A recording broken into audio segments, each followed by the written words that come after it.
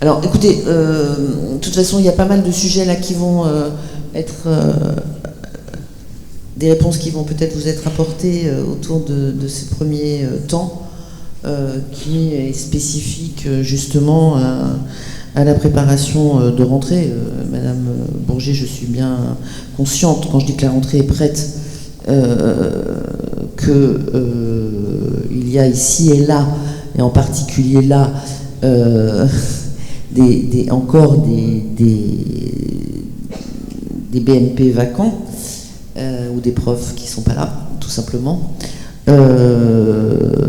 Mais c'est un point qu'on va développer. Hein. On a vraiment fait mieux déjà en anticipation encore que l'an dernier, où on avait déjà fait mieux que l'année d'avant. Donc on progresse et c'est pas fini, quoi. Hein, c'est pas fini. Donc là-dessus, évidemment, j'en suis consciente. Mais alors, déjà, je voudrais souligner que dans le premier degré, dans l'académie, on n'a aucune tension a priori, ce qui est quand même plutôt une bonne nouvelle, et qu'évidemment, il y a des disciplines très en tension et des territoires très en tension encore dans le second degré. Voilà, donc je passe la parole à la secrétaire générale hein, sur ce premier temps de prépa de rentrée. Merci Madame la rectrice, bonjour à tous, bienvenue au nouveau personnel qui intègre notre académie et bienvenue bien sûr à tous les autres avec qui nous allons continuer à travailler. Madame la rectrice, vous l'avez dit, nous avons essayé de ne jamais baisser la voilure, je reprends vos termes. Les services se sont mobilisés à vos côtés pour progresser, même si tout n'est pas parfait, hein, je ne dis pas que tout est parfait, mais nous avons mis en place un certain nombre de mesures cette année qui montrent bien qu'elles portent leurs fruits. Et ces mesures demandent aux services de s'adapter avec des calendriers qui, comme pour vous, sont des calendriers de plus en plus contraints. Donc je les remercie vraiment chaleureusement de l'effort qu'ils ont fait, puisque nous avons retravaillé tous les calendriers de rentrée, que ce soit les calendriers de la DOS, les calendriers RH, les calendriers d'affectation des élèves en parallèle, pour essayer, comme vous le disiez Madame la rectrice, d'affecter plus vite, d'affecter mieux les élèves et les professeurs. Alors tout n'est pas réussi, mais tout de même, nous avons progressé et nous vous avons écouté aussi, hein, c'est-à-dire que nous tenons compte des retours que vous nous faites et nous continuerons à travailler avec vous dans le cadre de la charte de pilotage des EPLE, comme nous le faisons toujours en groupe de travail. On a déjà un certain nombre de sujets qui sont posés sur la table et que nous allons ouvrir très rapidement pour essayer de lever les difficultés que vous avez évoquées. On a fait des efforts de communication, hein, je crois, très importants. On continue.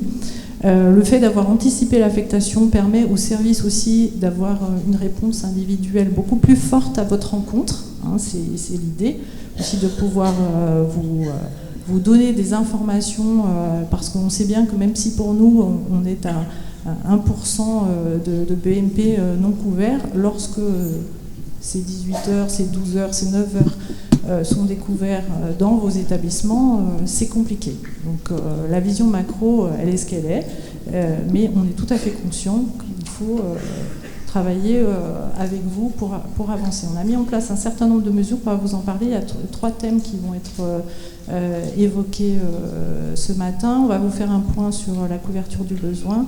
En deuxième temps, on parlera d'un sujet qui vous ravit, le pacte.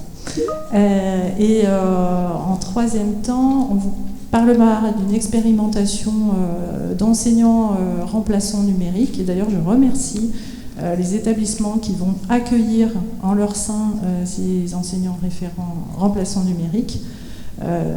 Et cette expérimentation, elle est bien là aussi pour pallier très rapidement les absences que nous n'arriverons pas à couvrir.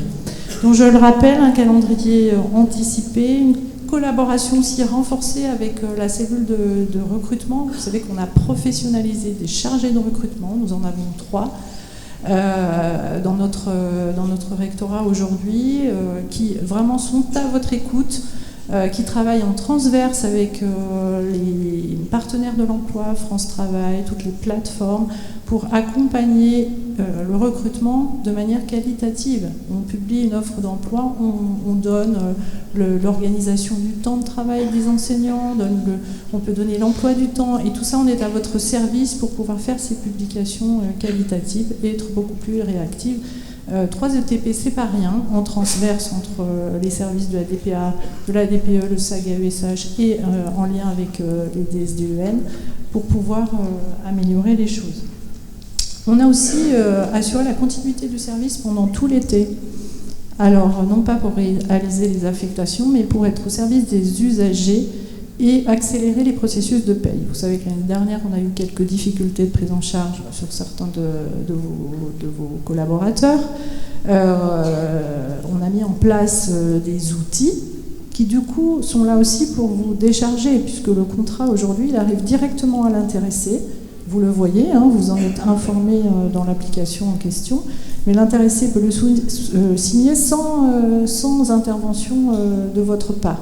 Ça veut dire que nous prenons un risque. Si l'enseignant n'est pas là le jour de la rentrée, la paye est enclenchée, mais nous savons que nous pouvons compter sur vous pour nous indiquer très très vite les enseignants qui ne seraient pas à leur poste en cette rentrée. Donc on prend quand même un certain nombre de mesures, même si je sais qu'on peut toujours mieux faire, et on le fait en vous écoutant et avec une mobilisation accrue des services. On va réitérer aussi les rencontres de terrain que l'on avait engagées l'année dernière en RH pour avancer justement sur ce lien des proximités avec vous, et vous aurez tout à l'heure une présentation d'une expérimentation que nous conduisons avec François Coul, le DAZEN de la Savoie et ses équipes, et le réseau des établissements savoyards, justement pour aller dans le sens aussi d'une amélioration de la situation. Une dernière chose, nous avons aussi un nouveau service qui prend naissance. Alors vous connaissiez le service des AESH qui était géré par les 2 lycées mutualisateurs Vaucanson et le lycée Monge. Hein. Je les remercie de leur travail. Ils ont été à nos côtés pendant des années. Au 31 décembre 2024, nous devrions avoir repris en charge l'intégralité des emplois d'AESH, puisque ces emplois passent sous ce qu'on appelle techniquement le plafond d'emploi. Et Madame la rectrice en sera du coup l'unique employeur. Et nous aurons terminé ce transfert au 31 décembre. Donc vous aurez un interlocuteur unique auprès du service des AESH qui reprend aussi en charge les AED CDIsés. Pourquoi ? Parce que les AED CDIsés, c'est aussi une ressource qui était gérée, qui est toujours gérée par Vaucanson, elle continuera à l'être, mais la réglementation, elle va dire très proche.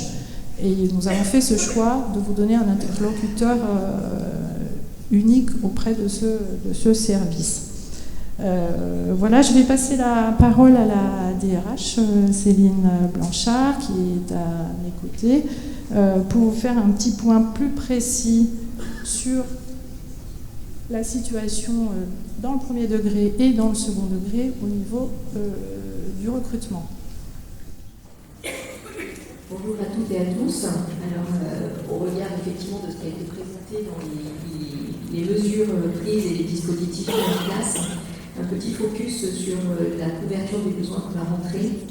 Alors, dans le premier degré, en premier lieu, comme vous l'a indiqué déjà la directrice et Madame la secrétaire générale, nous avons effectivement couvert la globalité des postes pour la rentrée, alors avec un petit focus sur les lauréats concours, puisque cette année nous avons une bonne couverture des concours, nous avons recruté tous les postes proposés, et aussi nous avons appelé toute la liste complémentaire sur le premier degré, donc ce qui a pu permettre d'apporter de la ressource sur l'ensemble des départements. Cela a permis aussi d'anticiper le recrutement des contractuels pour voir l'ensemble des postes. Nous avons sur le premier degré 78% des contractuels qui ont pu être reconduits pour la rentrée, Et donc, il nous reste encore un vivier pour les suites à venir sur l'ensemble des départements. Alors, évidemment, premier comme second degré, toutes les situations ne sont pas identiques. Sur les départements, on a toujours quelques poches de tension qui peuvent demeurer, mais sur lesquelles l'ensemble des services départementaux sont évidemment très attentifs pour assurer le suivi de ces besoins. Sur le second degré, vous avez un petit état des lieux de la couverture des besoins en poste à ce jour. Donc c'est ce qui reste à couvrir. Donc ça peut sembler peu, mais même si le sentiment que vous avez, je l'entends dans les différentes interventions, quand vous êtes concerné par l'absence de ressources sur les postes qui sont dans vos établissements, c'est évidemment légitimement un peu ça interroge. Nous sommes sur une situation malgré tout qui est bien meilleure que l'année dernière, comme cela a déjà été dit. Nous avons de bons recrutements aussi par le biais des concours. Nous avons même des disciplines qui ont bénéficié de beaucoup plus de lauréats que ce qui avait été annoncé initialement par le ministère. Donc ça a été aussi une ressource supplémentaire importante pour l'ensemble de l'académie. Et nous avons aussi pu recruter, renouveler un nombre contractuel, puisque nous avons 92% de nos contractuels de l'an dernier qui ont pu être renouvelés à ce jour en fonction des besoins. Et bien sûr, nous poursuivons le travail avec l'ensemble des services, avec la cellule de rentrée qui est largement mobilisée en lien avec les services sur ces recrutements. Vous avez reçu un message de la division du personnel enseignant hier, je crois, pour vous donner justement les perspectives et le travail qui est encore en cours et qui va œuvrer pour que la rentrée soit encore améliorée sur la couverture des besoins. Et puis, nous allons donc continuer à mobiliser un millier de contractuels pour fidéliser ce que nous avons et puis amplifier les ressources que nous pouvons avoir pour les départements. Sur le premier et second degré, donc sur ce focus-là, sur les personnels administratifs, nous avons aussi une amélioration des recrutements. Nous avons cette visibilité sur l'ensemble des établissements pour assurer la complétude des équipes dans leur ensemble, aussi bien enseignants mais aussi les personnels infirmiers ou administratifs. Un gros travail a été effectué et vous devez avoir reçu même beaucoup d'affectations et d'informations sur vos équipes. Nous avons eu beaucoup d'améliorations aussi sur le recrutement des secrétaires généraux de PLE, avec l'attention particulière dans le cadre du développement global à soit maintenir des personnels ainsi que vous avez pu le demander, ou justement être vigilant à ce recrutement. Nous avons beaucoup de stagiaires aussi avec un grand succès au concours, y compris nos contractuels ont bien réussi au niveau des concours administratifs et donc on peut les pérenniser dans leurs fonctions. Et puis nous avons une attention toute particulière parce que quelles que soient les catégories de personnel, nous avons évidemment les poches de tension sur la Haute-Savoie, l'Isère, qui demeurent et sur lesquels on a essayé d'anticiper les recrutements et d'avoir un focus plus particulier pour améliorer la situation encore par rapport à l'année dernière. Alors peut-être un petit complément, parce que quand on dit couverture de 100% du besoin sur le premier degré, nous sommes tout à fait conscients que cette couverture, elle se fait bien sûr en mobilisant des titulaires remplaçants. C'est la même chose d'ailleurs sur le second degré, on mobilise des TZR, et que du coup cette mobilisation de ces remplaçants impacte le fonctionnement de l'année qui va venir, et qu'une rentrée c'est une rentrée, mais qu'il nous faut tenir toute l'année 2023-2024. Donc on fera le point là-dessus pour que 2024-2025. Vous avez compris. On fera le point là-dessus, bien sûr, avec les services des DSDEN pour le premier degré, et on travaille encore sur le second degré avec les TZR. Je sais que vous n'aimez pas ce que nous faisons, mais c'est vraiment une stratégie qui paye. On a nommé là ces derniers jours et on continuera à nommer jusqu'à vendredi des TZR sur les blocs qui restent au-delà de 12 heures. Mais notre objectif, c'est de ne perdre aucune heure. Donc nous continuons à chercher des contractuels et au mois d'octobre, souvent, nous vous appelons si nous avons trouvé un contractuel. Je sais que vous n'aimez pas parce que ça bouleverse le travail pédagogique qui est conduit, mais pour nous, c'est vraiment un levier pour assurer le remplacement derrière.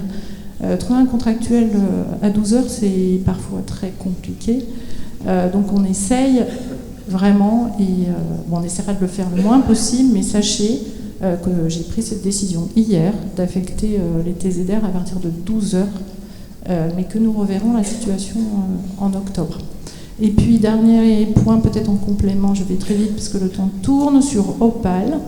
J'ai bien entendu, et nous sommes tous conscients de la situation qui a mis en grosse tension vos équipes. Vous savez que le calendrier a été détendu jusqu'en 2028, que nous travaillerons avec l'ADAF, je crois, jeudi, pour valider le plan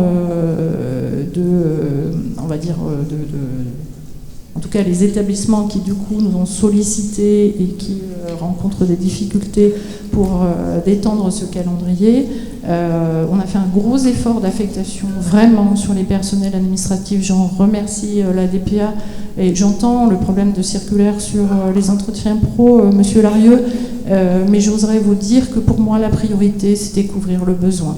Donc voilà, on sait que les évaluations, nous avons à les faire chaque année et on peut aussi anticiper ce type de sujet, même si la circulaire n'est pas arrivée. Voilà, pardon de cette remarque, mais il me semble que la priorité, c'était bien l'affectation. Voilà pour le point sur la préparation de rentrée. Donc on reste à votre écoute.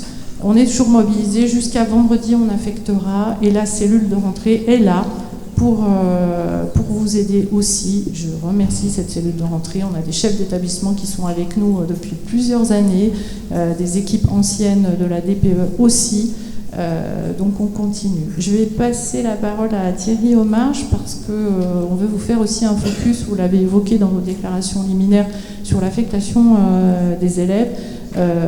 Effectivement, un certain nombre de sujets vont devoir être, je pense, remis sur la table. Ça fera sans doute l'objet aussi, et Corinne Touraine est dans la salle, d'un travail conjoint et sans doute piloté aussi au national par la DGESCO, mais ça, nous le saurons plus tard. À notre niveau, on va bien sûr s'en saisir.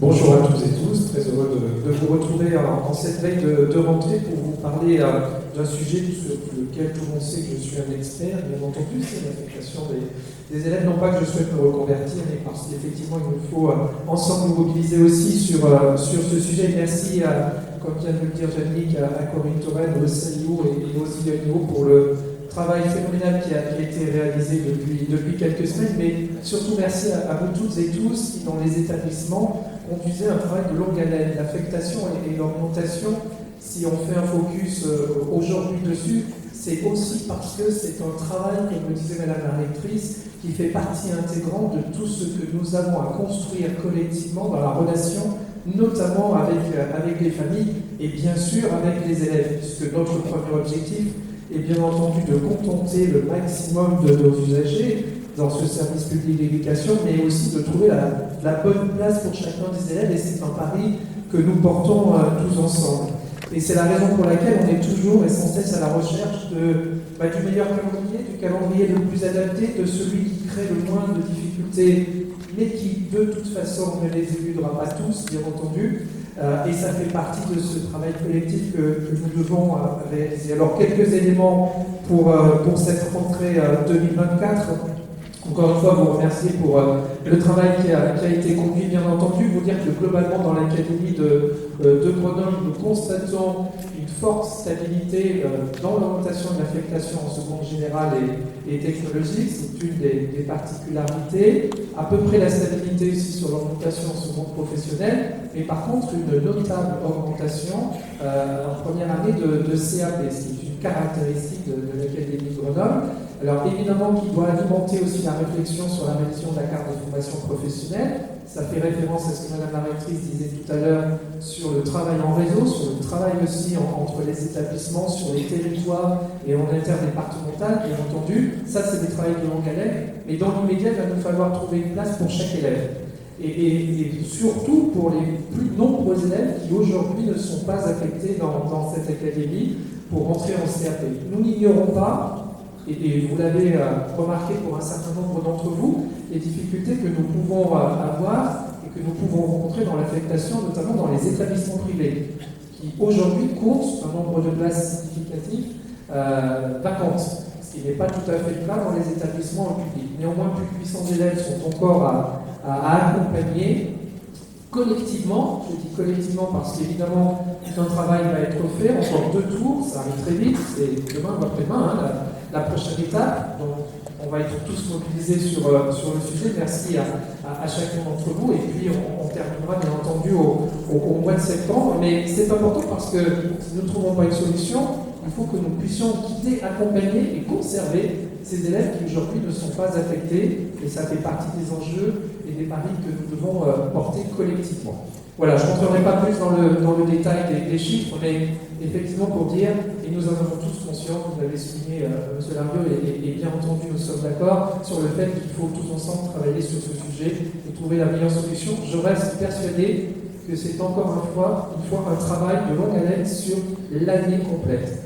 En même temps, je terminerai pour dire que nous constatons qu'il y a un écart croissant, en tout cas une augmentation, du différentiel d'avis ou de position des familles et de décisions qui sont prises dans les établissements. C'est-à-dire qu'on voit s'accroître la difficulté peut-être, c'est une question, du dialogue entre certaines familles et puis les choix ou les propositions que vous pouvez faire dans les collèges. Voilà sur le sujet des affectations. On ne va pas rentrer plus dans le détail, bien sûr, mais merci encore. Alors, il faut relativiser aussi. Nous sommes à l'échelle de 34 462 élèves de 3e qui vont vers l'enseignement professionnel. Et nous avons 800 aujourd'hui qui sont à accompagner. Ça, c'est le côté positif, bien sûr, de ma conclusion. On enchaîne puisque, voilà, ça a été dit aussi dans les sujets non pas sensibles, puisque nous sommes à l'an 2 de cette opération, à savoir l'accompagnement des équipes à travers le pacte sur un dispositif évidemment qui n'est plus expérimental mais qui est à conforter, bien entendu, et qui fait partie intégrante aujourd'hui des éléments, des outils dont vous disposez pour accompagner là aussi les élèves sur la voie de la réussite. Je rappelle quand même que l'année dernière, le pacte avait été mis en œuvre pour 2 raisons. Et il n'y a pas de hiérarchie dans mon propos. La première, le pacte fait partie intégrante de la revalorisation des enseignants. Ça n'est pas à négliger dans le dialogue que nous conduisons tous ensemble, bien entendu avec vous, mais vous-même, avec vos équipes, que ce soit dans le premier comme dans le second degré, c'est quelque chose à ne pas oublier. Et aujourd'hui, certains enseignants, et ils sont nombreux, nous font retour de leur satisfaction aussi, je le dis de façon un peu simple peut-être, d'avoir vu toute ou partie de leurs vacances estivales payées, ou en tout cas prises en charge, parce qu'ils ont assuré des parts de pacte. Et ça n'est pas à oublier, bien entendu. Et deuxième élément qui est important dans nos objectifs et dans le travail que nous conduisons, c'est le formidable levier qu'offre aujourd'hui le pacte.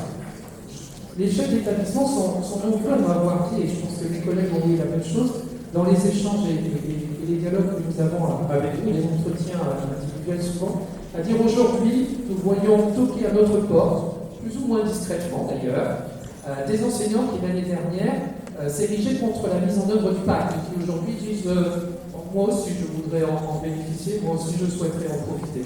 Tant mieux, c'est souvent comme ça que les choses évoluent d'ailleurs dans notre système. Mais n'oublions pas que c'est un levier avec 2 priorités essentielles. Et ça a été dit tout à l'heure. Une priorité réaffirmée et sur laquelle nous devons nous engager résolument, et Lionel va vous en parler un peu plus longuement juste après moi, c'est évidemment l'enjeu que nous avons de la continuité du service public d'éducation. Et ça veut dire donc assurer le remplacement des enseignants qui sont absents. Et évidemment, le pacte est un levier destiné à mettre en œuvre le remplacement de courte durée dans chacun de nos établissements. C'est quelque chose qui est à prioriser et sur lequel on va revenir. Le deuxième levier extrêmement important à travers le pacte, c'est évidemment le travail que vous pouvez conduire ou accompagner ou susciter le cas échéant autour de la réussite des élèves, autour de projets collectifs, autour d'un certain nombre de dispositifs que nous devons évidemment conforter et mettre en vitesse de croisière. Je ne reviens pas sur devoir fait, par contre je reviens assez volontiers sur ce qu'évoquait tout à l'heure Madame la rectrice, sur des dispositifs qui sont destinés à l'égalité des chances, qui sont destinés à l'ambition, à l'excellence et à la réussite de tous les élèves, c'est-à-dire mettre en place les groupes de besoins, le cas échéant. Travailler ensemble, c'est quelque chose qui est absolument important, et le pacte est un outil que je trouve intéressant, qui permet de renforcer la liaison entre le premier et le second degré, qui permet non pas d'alimenter les discussions bien sûr dans les conseils d'école-collège, mais en tout cas qui est un outil à la disposition de la mise en œuvre de projets interdegrés le cas échéant. Et pour nos professeurs des écoles comme pour nos professeurs de collège ou de lycée, eh bien, le pacte peut vous servir, bien entendu, pour accompagner ces projets à travers la réussite. Et si nous arrivons à encore amplifier les dispositifs de co-intervention entre les professeurs dans les établissements, grâce au pacte d'ailleurs, bien entendu, eh bien, je crois qu'on pourra être totalement satisfait. Je n'oublie pas de dire qu'on va essayer d'expérimenter dans l'académie aussi ce même dispositif d'accompagnement au service de l'égalité des chances en lycée professionnel, en offrant la possibilité à certains professeurs des écoles, rémunérés en part de pacte, d'intervenir auprès des élèves de seconde en lycée professionnel, et notamment dans le cadre de la remise à niveau, ou en tout cas de l'accompagnement sur le conseil mathématique, puisqu'on sait bien que ce sont deux disciplines qui sont source de cette orientation parfois vers la voie professionnelle. Merci à vous toutes et tous sur ces deux sujets pour votre mobilisation. Juste insister sur le fait que le RCD, ce n'est pas la seule priorité. Le remplacement est la priorité dans nos académies. C'est le remplacement sous toutes ses formes. Le remplacement long, les absences perlées, ça sera une priorité de travail, ça l'était déjà, mais ça va s'amplifier.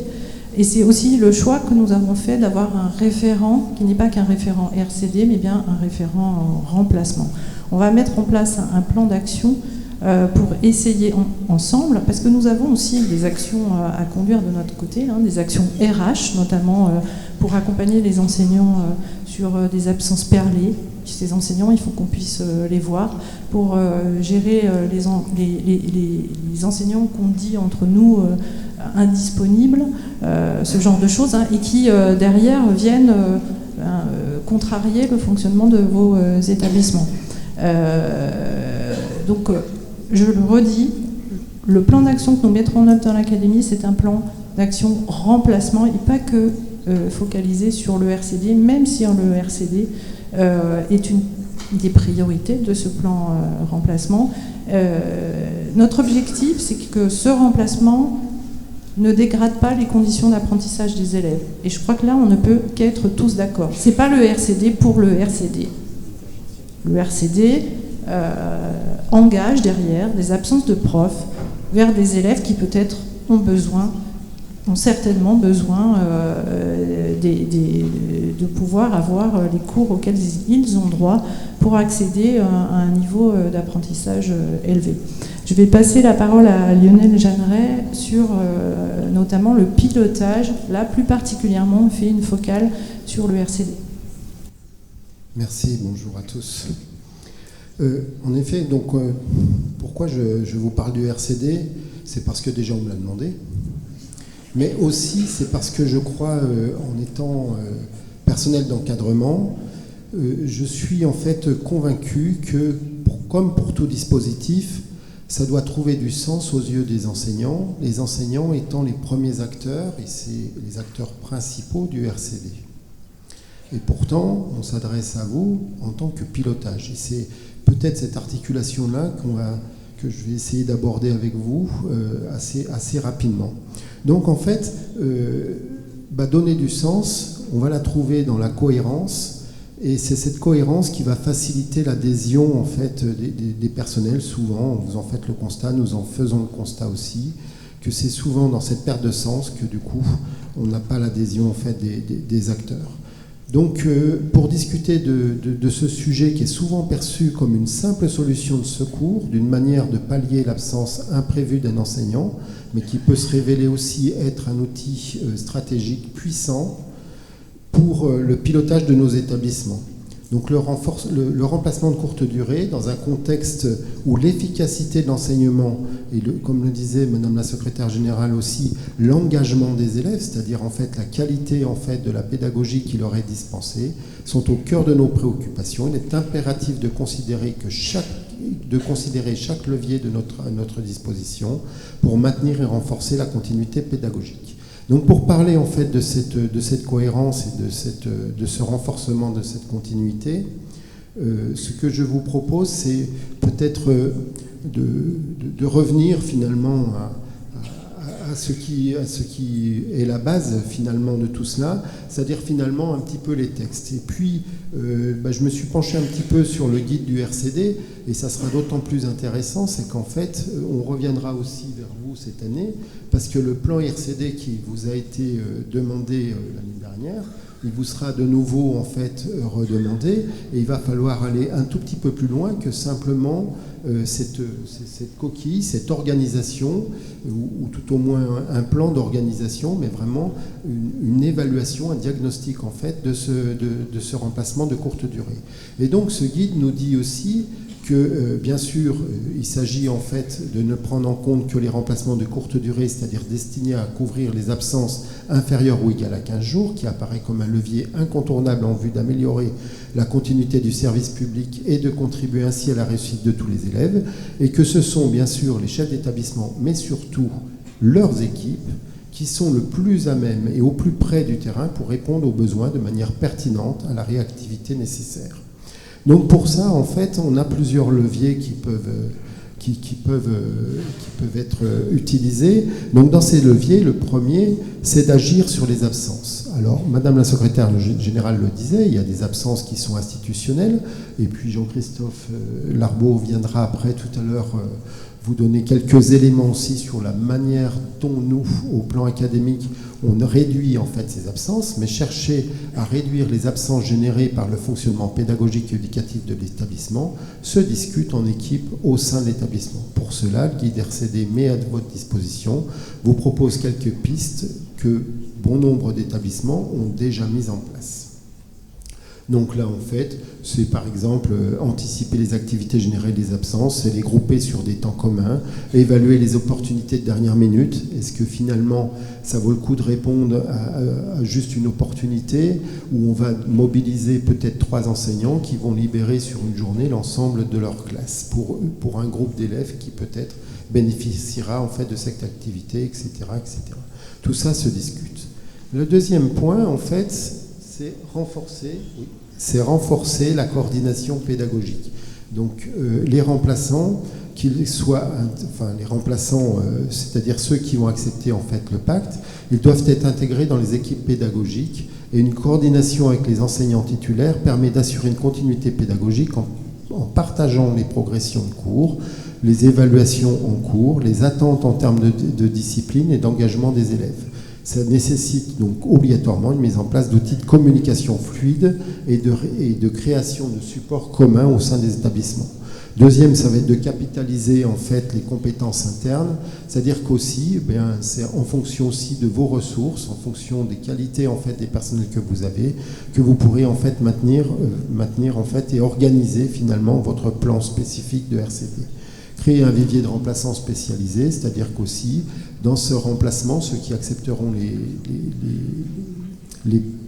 le pacte RCD, il va falloir qu'ils s'engagent aussi à tenir leurs horaires, mais aussi à travailler avec leurs collègues pour ça.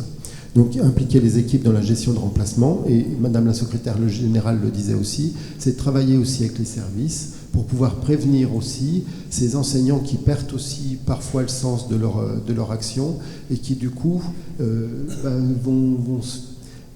vont générer des absences perlées, c'est-à-dire ça va être une semaine, et puis après on revient et on repart, etc. Et bien tout ça aussi, c'est notre rôle partagé en fait, de déceler en fait ces personnels-là et de travailler avec le service RH sur ça. Je suis désolée Dionnet, je te presse, mais le temps tourne. Juste un dernier mot très très rapide.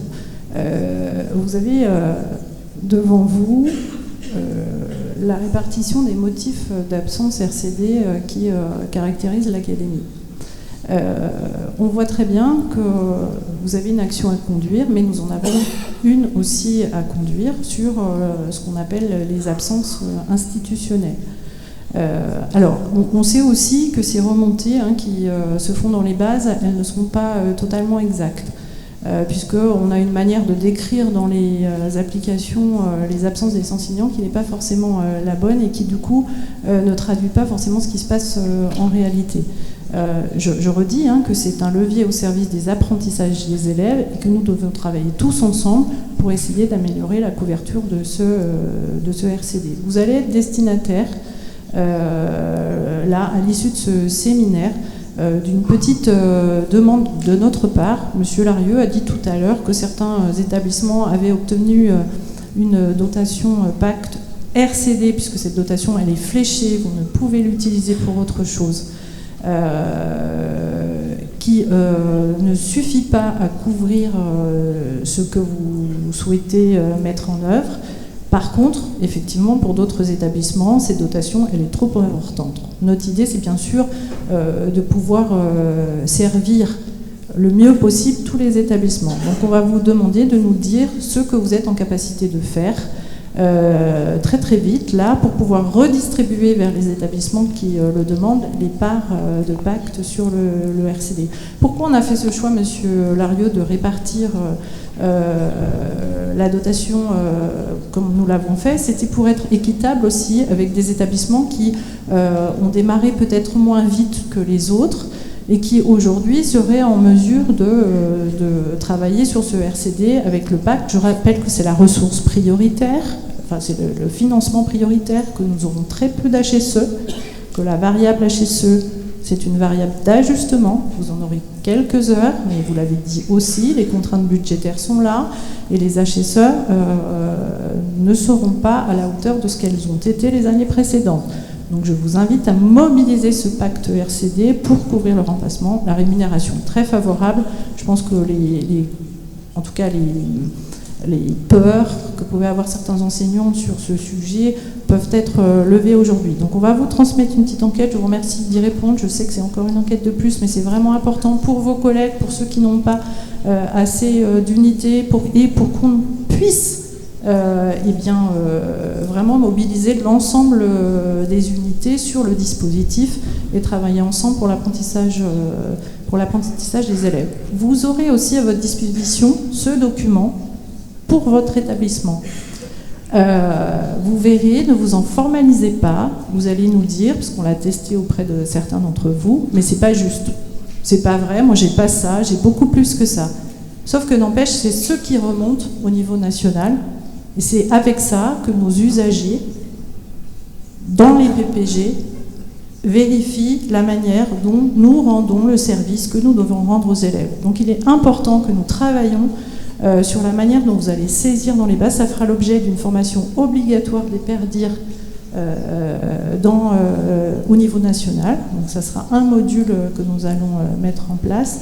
Donc nous allons revenir vers les organisations syndicales et vers vous-même pour mettre en place des groupes de travail et avancer sur ce sujet.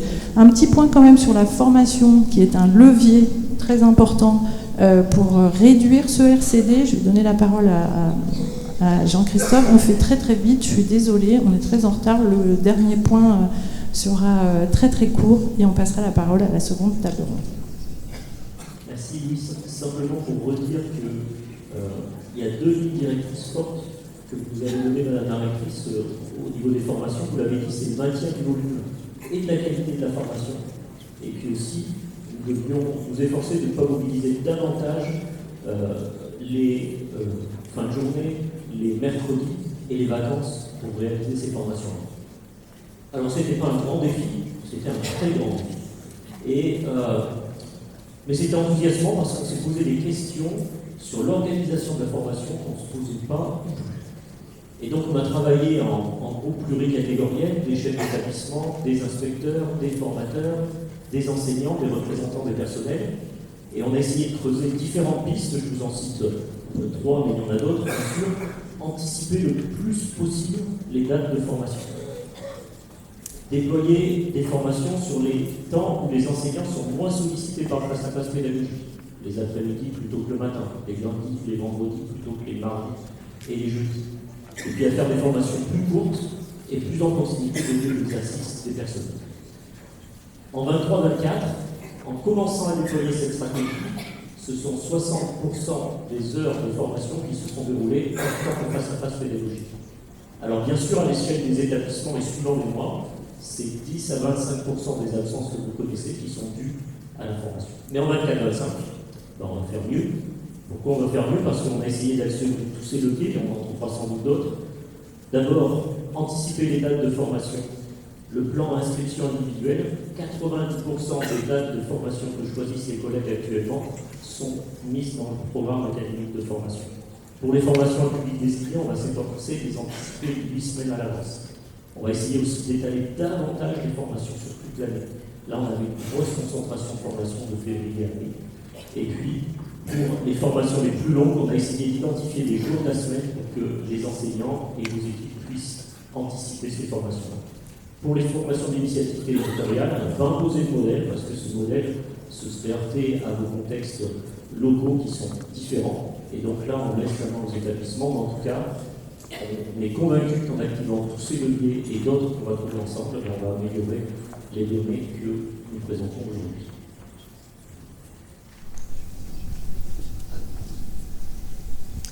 Donc, dernier point, nous souhaitons vous parler des ERED, donc cette expérimentation qui est menée dans l'académie pour 2 raisons essentielles. Donc, d'une part, assurer la continuité du service public et d'autre part, pour vous assurer effectivement que c'est une expérimentation que nous mettons en place pour une durée maximale de 7 semaines entre deux congés. Et il s'agit de mobiliser des enseignants à distance pour assurer des cours qui ne peuvent pas être assurés par des enseignants en présentiel. Ce dispositif concerne l'enseignement général et technologique de 6 disciplines, donc les lettres, l'anglais, les mathématiques, les SI, l'éco-gestion et les sciences physiques. Et donc c'est un dispositif, donc il y a 12 enseignants, donc 12 ERED dans l'académie, qui ont été choisis sur un ensemble d'une petite quarantaine d'enseignants qui ont postulé, qui ont répondu à cette fiche de poste. Et ces enseignants-là ont été choisis par les collègues inspecteurs pour leur capacité d'adaptation et pour leur expertise pédagogique. Ces enseignants-là vont avoir une formation pendant la première quinzaine du mois de septembre, assurée par la DRAN sur le côté technique et par les collègues inspecteurs sur le côté pédagogique. Donc les ERED seront les interlocuteurs privilégiés des chefs d'établissement qui vont bénéficier de ce service que nous mettons en œuvre. Et donc, l'objectif de la formation, c'est également d'outiller ces enseignants-là pour pouvoir répondre aux différentes questions qui se poseront au moment de l'installation de cet enseignement. Donc, un protocole d'accompagnement très important. Un protocole d'accompagnement sera transmis au chef d'établissement. Et il y aura également un kit de communication vers les familles pour pouvoir informer les familles sur la mise en place de cette expérimentation. Dernier point, il va y avoir donc un comité de suivi, puisque nous sommes dans le cadre d'une expérimentation. Un comité de suivi permettra de faire le point et d'ajuster en plus donc ce dispositif en fonction de retours qui nous seront faits. Merci.